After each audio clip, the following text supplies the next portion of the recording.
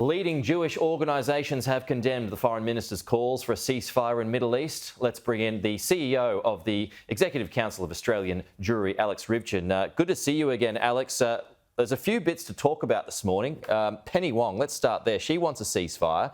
She's worried about medical facilities in Gaza, as I think most people are. But as a democracy, the standards of Israel need to be higher than Hamas, is what she says. So what are your thoughts about the language that Penny Wong used over the weekend? Well, I totally understand the Foreign Minister's desire for peace and an end to civilian suffering. But unfortunately, this is the nature of war. And this is the nature of this particular war that Hamas has inflicted on Israel and the Palestinian people as well.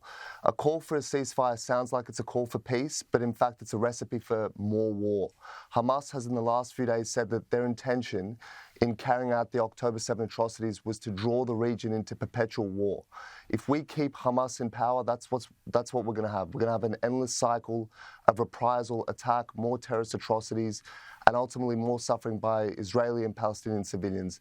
The only path to peace is the destruction of Hamas and the rescue of the hostages. Then there can be a ceasefire. Well, I mean, that's a pretty common view, isn't it? I mean, that Hamas did this deliberately, knowing that Israel's response would be severe, therefore turning the global view against the Jewish people. That's right. Hamas broadcasts very publicly exactly what their aims are, and too often we give them benefit of doubt where no doubt exists. They have said their intention is to destroy the state of Israel and the Jewish people, and for too long it was believed that there could be some sort of brokered peace or accommodation or a managed conflict with Hamas in Gaza. That's not the case. We now know that, frankly, is in no way the truth. And Hamas really has to be destroyed for there to be peace for Palestinians and for Israelis. So you've got Penny Wong's comments, and then you've got comments from Richard Marles on the weekend who said, Jewish folks aren't safe at the moment. So what are your thoughts on the government's competing messages?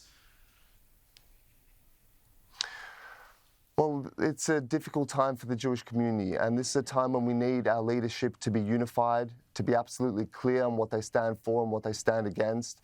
And it's true, we have soaring levels of anti-Semitism domestically. We have incitement against the Jewish people happening on a daily basis, whether it be in the political class or from clerics or online disinformation.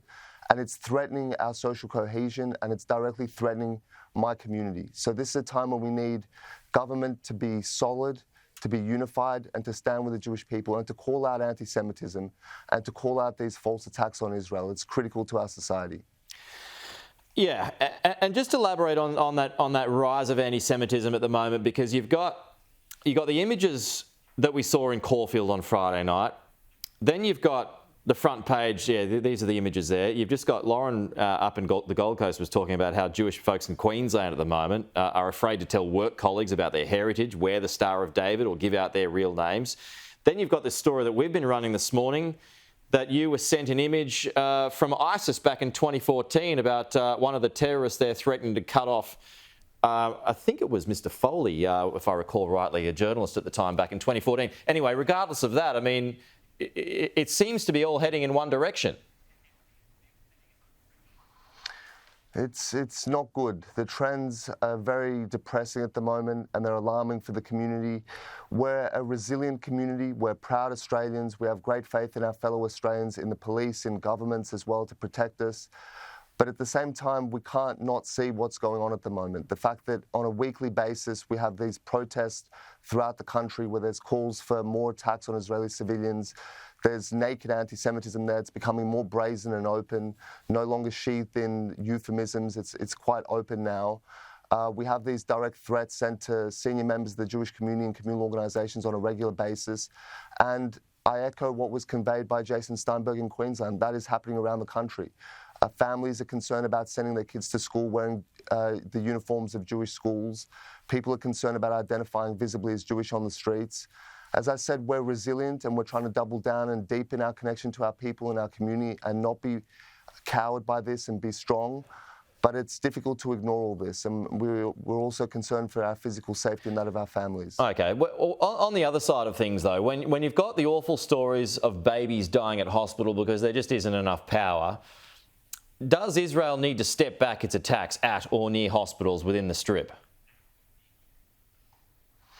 Well, I think we all know the reality that Hamas has deliberately used hospitals as staging grounds for terror attacks, as operational headquarters for their terrorists, which makes them high-level military targets. That doesn't mean that extreme care shouldn't be taken to protect civilian life in the hospitals and in its vicinity. But we're absolutely certain that Israel is doing that. This is why Israel has sent in its ground forces. This is why it has sent in its best and brightest 19, 20, 21-year-old guys to go fight in tunnels, in booby-trapped alleys, to be exposed to ambush and sniper fire. It's to protect civilian life, Palestinian civilian life, foremost.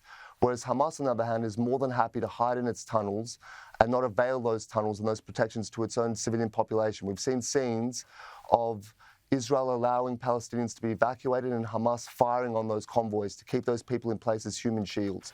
So this is the reality we're dealing with, and the foreign minister knows this. And this is why we need the foreign minister to be absolutely crystal clear in who is right and who is wrong in this conflict, and to stand with Israel and let them do what's needed for peace, which is the destruction of Hamas. And then we can see an era, hopefully, of peace and coexistence in a two-state solution, but not now. Yeah. Are you disappointed by Senator Wong's attempts to, draw moral equivalences?